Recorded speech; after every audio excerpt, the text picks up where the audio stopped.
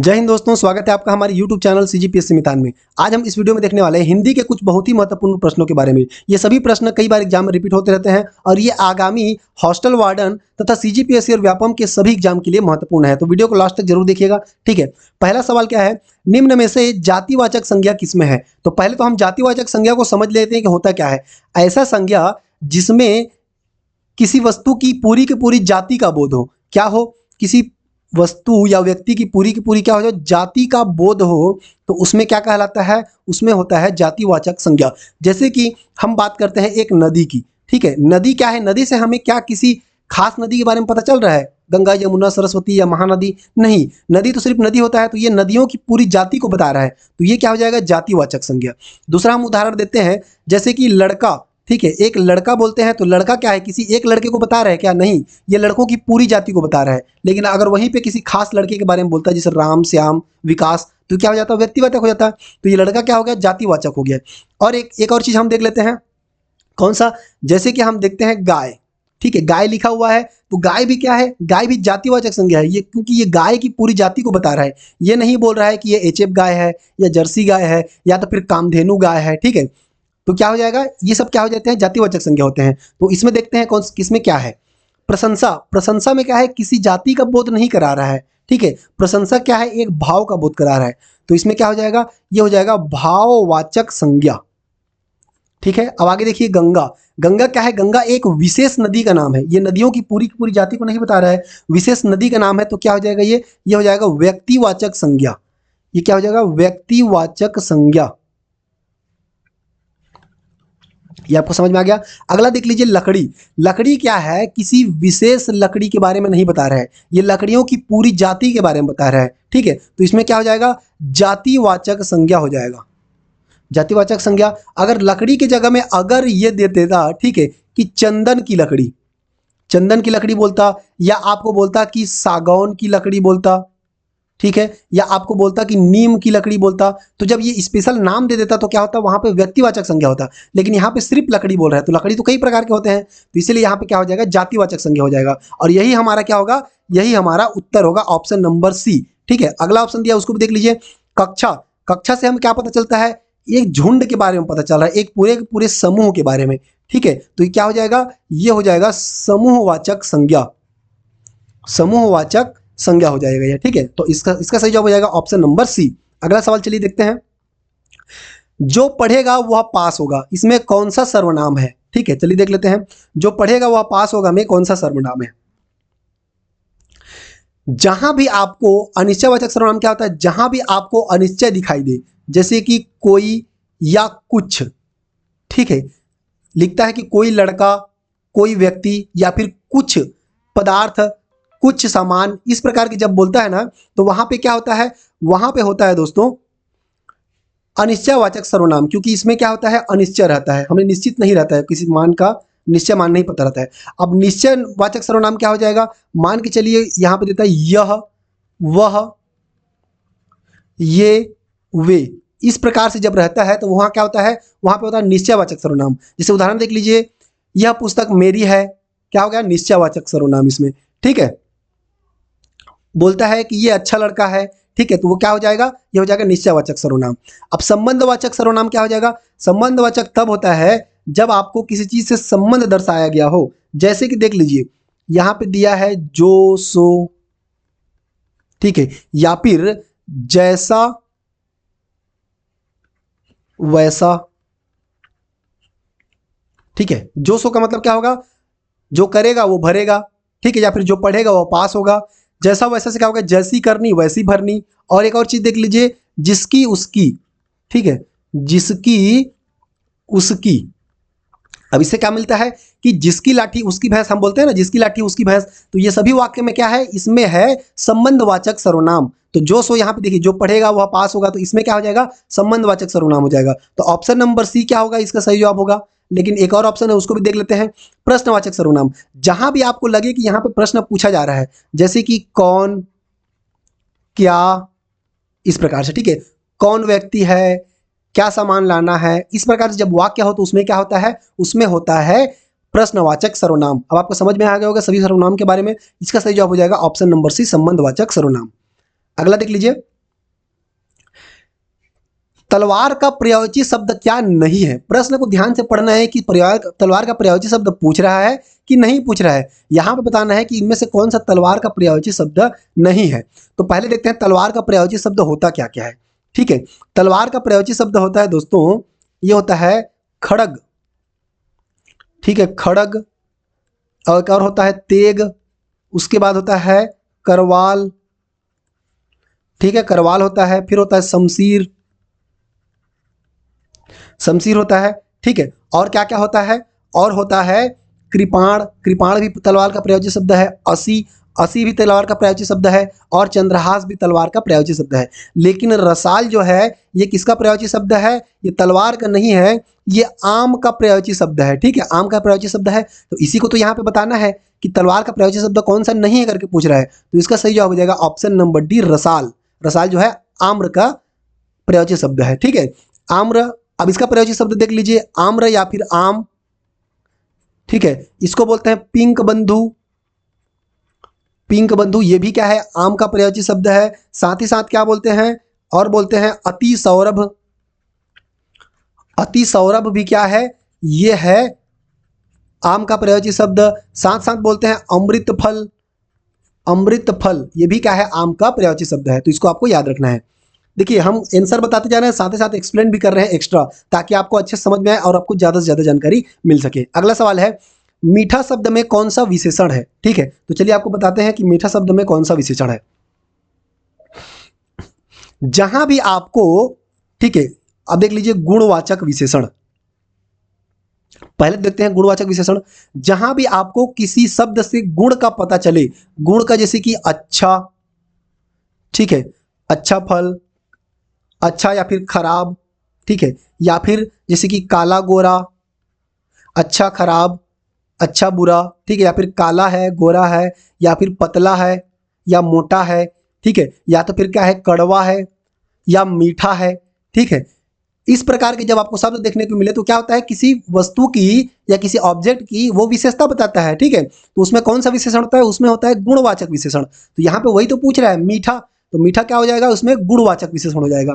जब किसी वस्तु या सामग्री की कोई विशेषता बताती है तो वहां पे होता है गुणवाचक विशेषण, अर्थात वहां पे उसके गुण को बताता है तो होता है गुणवाचक विशेषण। अब आगे देख लीजिए संख्यावाचक विशेषण। जैसे कि कहाँ पे, कहीं पे कोई संख्या दे दिया है, ठीक है, जैसे कि दे दिया है 4 फल, ठीक है, तो यहाँ पे 4 क्या संख्या को दे दिया है। ठीक, या तो फिर आपको बोलता है कि 7 तारे, इस प्रकार से बोल दे रहा है, तो यहाँ पे संख्या दे दिया है 4 और 7, तो यहाँ पे क्या हो जाएगा, संख्यावाचक विशेषण। ठीक है, और जैसे कि वहाँ पे परिणामवाचक विशेषण कहाँ पे होगा? जहाँ पे परिमाण को बताया जाए, जैसे कि क्या हो जाएगा, थोड़ा, कितना है, थोड़ा है, या फिर क्या बताता है कि बहुत है, बहुत सारा है, तो यहाँ पे क्या हो जाएगा, परिमाणवाचक विशेषण। इस प्रकार से क्या हो जाएगा, ये होता है विशेषण। तो इसका सही जवाब हो जाएगा गुणवाचक विशेषण। अगला सवाल देख लीजिए, निम्न में से मूर्धन्य व्यंजन का उदाहरण कौन सा है? अब देख लेते हैं मूर्धन्य व्यंजन कौन सा होता है। जहां भी आपको ट वर्ग दिखाई दे, ट वर्ग के जितने भी व्यंजन होते हैं, ट वर्ग के व्यंजन जैसे कि कौन कौन से होते हैं, ट, ठ, ड, ढ, ठीक है, ये ढ इस प्रकार से लिखाएगा। ठीक है, और एक और क्या होता है, अड़ा। तो ये सभी को क्या बोलते हैं, इसको बोलते हैं ट वर्ग के व्यंजन। तो ये सभी व्यंजन क्या कहलाते हैं, मूर्धन्य व्यंजन कहलाते हैं। ठीक है, ऑप्शन में देख लीजिए इनमें से कौन सा है। तो यहाँ पे ग नहीं है, झ नहीं है, ध नहीं है, ढ है। ढ क्या है, ये हो जाएगा मूर्धन्य व्यंजन। तो ऑप्शन नंबर डी इसका सही जवाब हो जाएगा। ठीक है, अब चलिए बाकी को भी एक्सप्लेन करते हैं। ग जो है वो किस वर्ग में आता है, ये आता है क वर्ग में। ये क वर्ग का व्यंजन है, और क वर्ग के व्यंजन क्या कहलाते हैं, ये कहलाते हैं कंठय। ठीक है, कंठय या कंठ्य व्यंजन कहलाते हैं। यहाँ पे दिया है झ, तो झ जो है कौन से वर्ग का है, झ जो है दोस्तों वो च वर्ग का है। ये क्या है, च वर्ग का व्यंजन है। ये कौन से वर्ग में आता है, तो ये आता है तालव्य व्यंजन के अंतर्गत। ये आता है तालव्य व्यंजन के अंतर्गत। देखिए मूर्धन्य ने पूछा है तो बाकी को भी पूछ सकता है ना, तो इसलिए हम बाकी को भी एक्सप्लेन कर रहे हैं। ध जो है ये कौन से वर्ग का व्यंजन है, तो ध है त वर्ग का व्यंजन। ये तब वर्ग का व्यंजन है, त थ द ध न ऐसे बोलते हैं ना, त वर्ग का। और त वर्ग के जितने भी व्यंजन हैं उनको हम क्या बोलते हैं, उनको बोलते हैं दंत्य व्यंजन। क्या बोलते हैं, दंत्य। दंत्य है, दंत्य व्यंजन बोलते हैं। अब देख लीजिए क वर्ग में क्या क्या आता है, क, ख, ग, घ और अंग, इस प्रकार से होता है। ठीक है, और च वर्ग में क्या आता है? च, छ, ज, झ और क्या आ जाएगा? न्य, इस प्रकार से हो जाएगा न्य। ठीक है, और ध जो है उसमें त वर्ग में कौन कौन सा आता है? इसमें आता है त, थ, द, ध और न, ये क्या हो जाएंगे? त वर्ग के। तो यहाँ पे जितने भी हैं वो क्या हो जाएंगे? कंठय। यहाँ जितने हैं वो हो जाएंगे तालव्य, और यहाँ पे जितने हैं त वर्ग के वो हो जाएंगे दंतय ध्वनियां। ठीक है, चलिए आगे बढ़ते हैं। निम्न में से कौन सा तत्सम शब्द नहीं है? अब देखिए तत्सम का अर्थ क्या होता है? तत्सम का अर्थ होता है के समान। तत्सम का अर्थ होता है के समान। अब किसके समान? तो संस्कृत के समान। ठीक है, संस्कृत के समान। जिन शब्दों को हिंदी में एज इट इज जैसा संस्कृत में है वैसा ही ले लिया गया है, तो उनको क्या बोलते हैं? तत्सम शब्द बोलते हैं।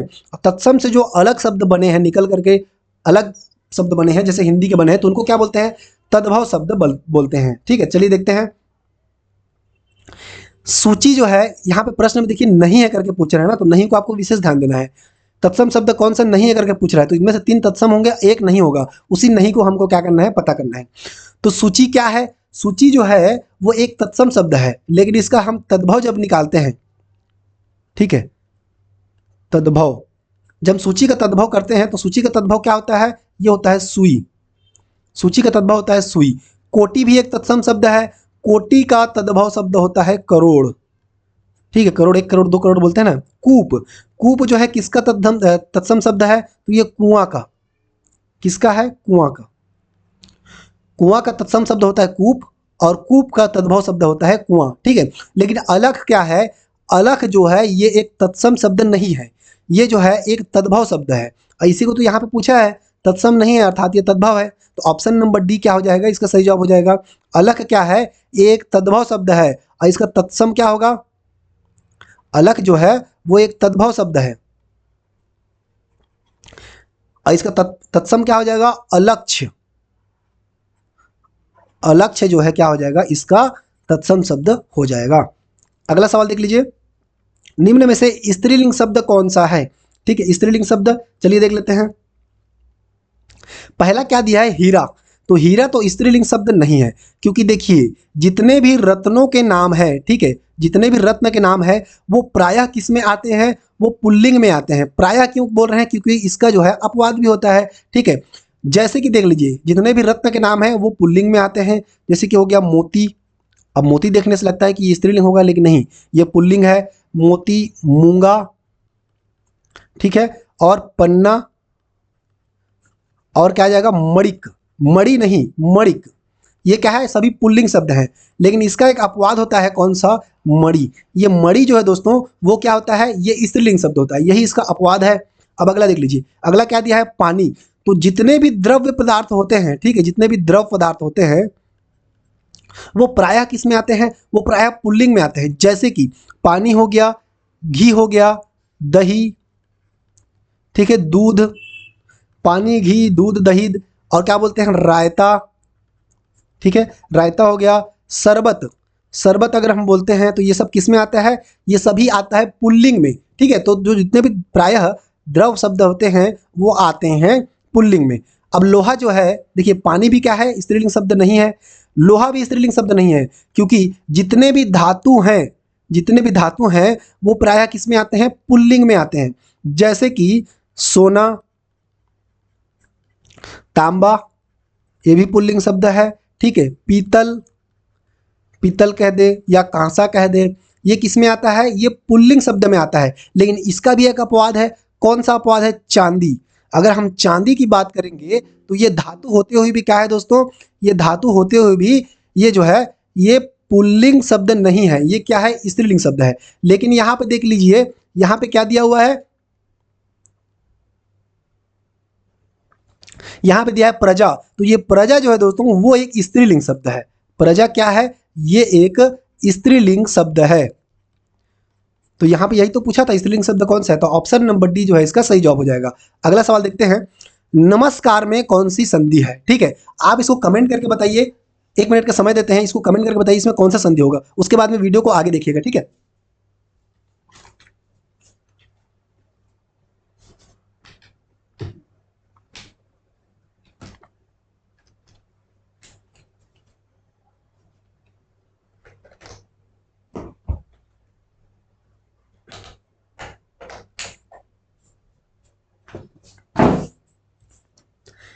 चलिए अब इस वीडियो को आगे देख लीजिए। नमस्कार का संधि विच्छेद क्या होता है, पहले हम वो देख लेते हैं, ठीक है। नमस्कार का संधि विच्छेद क्या होता है, इसका संधि विच्छेद आएगा नमः धन कार। नमः धन कार मिलकर के क्या बनता है, नमस्कार बनता है। अब देखिए यहाँ पे क्या है, विसर्ग है। जब इसका संधि विच्छेद देखेंगे ना तो आपको आराम से समझ में आ जाएगा। यहाँ पे क्या है, नमः धन कार, ये जो विसर्ग लगा है वो किसमें होता है, वो होता है विसर्ग संधि में, ठीक है। विसर्ग संधि में होता है, तो ऑप्शन नंबर सी विसर्ग संधि इसका सही जवाब हो जाएगा। नमस्कार में क्या है, विसर्ग संधि स्थित है। अब स्वर संधि क्या होता है, तो दो स्वरों के परस्पर मेल से, दो स्वर वर्णों के, ठीक है, दो स्वर वर्णों के परस्पर मेल से जो विकार या परिवर्तन होता है उसको क्या बोलते हैं, स्वर संधि कहते हैं। और व्यंजन किसे कहते हैं, स्वर और व्यंजन या व्यंजन व्यंजन वर्णों के मेल से, ठीक है, व्यंजन वर्णों के मेल से जो विकार या परिवर्तन होता है उसको उसे कहते हैं व्यंजन संधि। अगला देखते हैं, यण स्वर संधि का उदाहरण कौन सा है। चार उदाहरण दिए हैं, इनमें से यण स्वर संधि का उदाहरण कौन सा है, जैसे कि इत्यादि, भानुदय, एकाएक या फिर सूर्योदय। इसमें से यण स्वर संधि का उदाहरण कौन सा है, चलिए देख लेते हैं। देखिए इसको हम यण स्वर संधि कैसे पहचान सकते हैं, कोई भी आप शब्द को देखिएगा और उसको देख करके ही आप बता सकते हैं कि इसमें यण स्वर संधि है कि नहीं है। इसका ट्रिक क्या होता है, चलिए हम बताते हैं। इसका ट्रिक होता है दोस्तों, यण स्वर संधि को पहचानने का ट्रिक होता है आधा अक्षर, ठीक है। आपको आधा अक्षर देखना है, लेकिन ये आधा अक्षर किसमें देखना है, मध्य में य व र के साथ। जब भी आपको मध्य में य व र के साथ आधा अक्षर दिखे तो उसमें क्या हो जाता है, यण स्वर संधि हो जाता है। जैसे कि देख लीजिए यहाँ इत्यादि में क्या है, य के साथ में आधा अक्षर है, यानी कि आधा तब मिला हुआ है, तो इसमें क्या हो जाएगा, इसमें हो जाएगा यण स्वर संधि। सिंपल सा बात है, आपको बस इतना देखना है यण स्वर संधि पहचानने के लिए कि आधा अक्षर किसमें होगा। तो आधा अक्षर जो है किसी भी शब्द के मध्य में यदि य व र के साथ में आधा अक्षर हो तो क्या जाता है, वहां पे हो जाएगा यण स्वर संधि। यहाँ पे इत्यादि में क्या हो जाएगा, यण स्वर संधि, ठीक है। जैसे कि हम यद्यपि बोलते हैं। एक और शब्द ले लेते हैं यण स्वर संधि का उदाहरण, कौन सा ले लेते हैं, यद्यपि,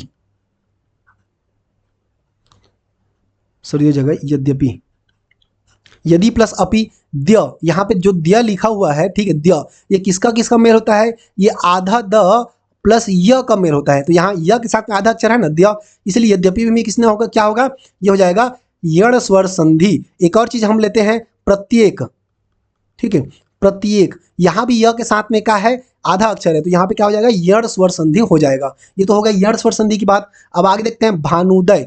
भानुदय का संधि विच्छेद क्या होगा, ये हो जाएगा भानु प्लस उदय, ठीक है, भानु प्लस उदय मिलकर के भानुदय बनता है। अब इसका ट्रिक क्या है, इसका ट्रिक है, देखिए भानु प्लस उदय भानुदय, इसमें क्या हो जाएगा, इसमें हो जाएगा दीर्घ स्वर संधि, इसमें हो जाएगा दीर्घ स्वर संधि। अब दीर्घ स्वर संधि को पहचानने का ट्रिक क्या है, देखिए इसमें क्या होगा, मध्य में क्या होगा, बड़ा आ की मात्रा होगा या बड़ी ई की मात्रा होगी या फिर बड़ा ऊ के मात्रा होगा। तो ये जहां भी बड़ा आ, बड़ी ई या बड़ा ऊ के मात्रा हो वहां पे हो जाता है दीर्घ स्वर संधि, ठीक है। जैसे यहाँ पे देखिए न में बड़ा ऊ का मात्रा है नू, तो ये क्या हो जाएगा, दीर्घ स्वर संधि। अब अगला देख लीजिए एकाएक। एकाएक में क्या है, इसका संधि विच्छेद होता है एक प्लस एक। एक प्लस एक क्या होता है, एकाएक होता है। तो ये इसमें कौन सा संधि हो जाएगा, इसमें हो जाएगा दोस्तों, देखिए इसको लिख देते हैं, इसका संधि विच्छेद हो जाएगा एक प्लस एक, ठीक है। और इसमें कौन सा संधि हो जाएगा, इसमें हो जाएगा वृद्धि स्वर संधि। कौन सा हो जाएगा, वृद्धि स्वर संधि इसमें हो जाएगा।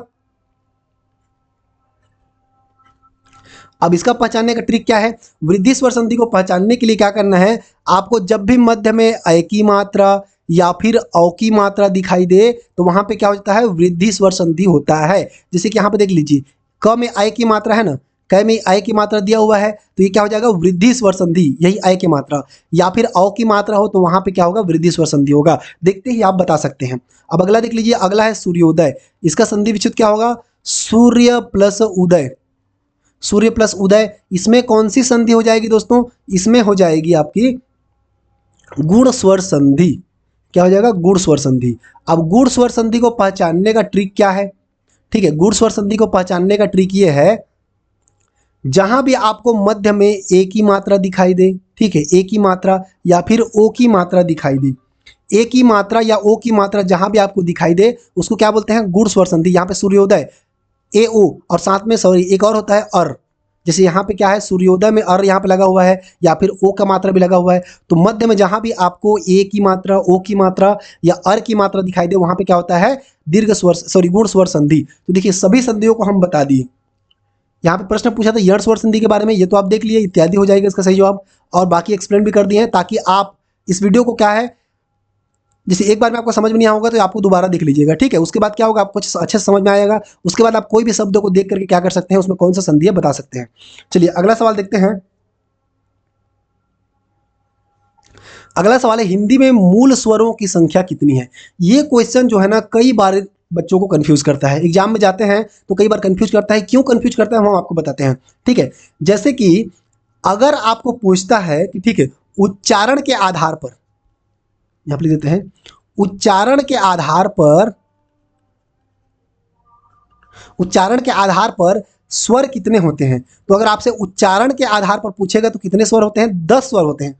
उच्चारण के आधार पर 10 स्वर होते हैं। कौन कौन से, अ, आ, छोटा ई, बड़ा ई, छोटा ऊ, बड़ा ऊ, ठीक है, और क्या हो जाएगा, ए और ऐ, ठीक है, ए ऐ हो गया, और क्या हो गया, ओ, और क्या हो गया, औ। तो ये सभी क्या है, उच्चारण के आधार पर हिंदी में स्वर हैं। तो उच्चारण के आधार पर देख लीजिए कितने स्वर हैं, 2, 2, 4, 2, 6, 2, 8 और 2, 10। तो उच्चारण के आधार पर कुल 10 स्वर होते हैं हिंदी में। ये तो हो गया एक, ठीक है। अब दूसरा देख लीजिए, दूसरा ये पूछता है कि ठीक है, हिंदी वर्णमाला में स्वर कितने हैं, ठीक है। हिंदी वर्णमाला में अगर आपसे पूछेगा कि हिंदी वर्णमाला में स्वर कितने हैं,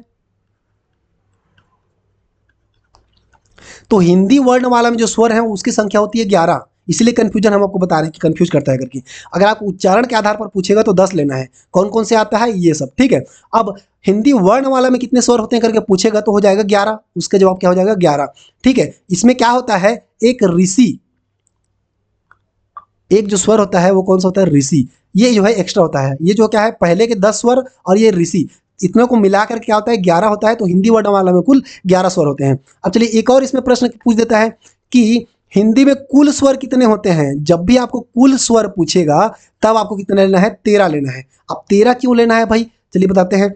देखिए ऋषि तक तो हो गया, उसके बाद एक आता है अंक और आता है अह। इनको भी हम स्वर लेते हैं, लेकिन कब लेते हैं, जब कुल स्वर की बात हो, ठीक है। अब जब आपको मूल स्वर पूछता है, मूल स्वर पूछेगा तो क्या हो जाएगा, इसकी संख्या हो जाएगी 4। मूल स्वर जब पूछेगा तो मूल स्वर की संख्या हो जाएगी 4। अब इसमें कौन कौन से आते हैं, मूल स्वर में आते हैं अ, ई, उ, ठीक है, और री। इन चारों को बोलते हैं मूल स्वर। तो देखिए हमने इसमें क्या क्या सीखा, जब आपको मूल स्वर पूछेगा तो हो जाएगा 4, तो ऑप्शन नंबर डी इसका सही जवाब हो जाएगा, ठीक है। लेकिन अगर आपको उच्चारण के आधार पर पूछेगा तो 10 स्वर, वर्णमाला में कितने स्वर है पूछेगा तो 11 स्वर री मिला करके, और कुल स्वर पूछेगा तो हो जाएगा 13 स्वर। तो आपको इस सभी को याद रखना है। अब वीडियो आपको कैसा लगा कमेंट करके जरूर बताइएगा, ठीक है। वीडियो में कुछ आपको त्रुटि नजर आई होगी तो उसको भी आप बता सकते हैं, ठीक है। और चैनल पर नए हैं तो चैनल को सब्सक्राइब भी कर दीजिएगा,